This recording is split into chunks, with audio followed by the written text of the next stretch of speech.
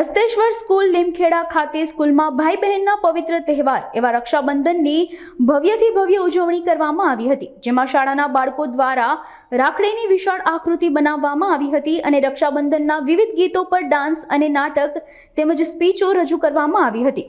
કાર્યક્રમમાં સંસ્થાના પ્રમુખ ધના ભરવાડ, મંત્રી ભરત ભરવાડ, રાકેશ સહિત મોટી સંખ્યામાં વાલીગણ ઉપસ્થિત રહ્યા હતા અને સૌને રક્ષાબંધનની શુભેચ્છાઓ પાઠવી હતી। ભાઈ બહેનના પવિત્ર તહેવાર એવા રક્ષાબંધન પર્વની ઉજવણી કરવામાં આવી હતી। કાર્યક્રમમાં શાળાના બાળકો દ્વારા રાખડીની માનવ આકૃતિ બનાવી આ કાર્યક્રમની ઉજવણી કરવામાં આવી હતી।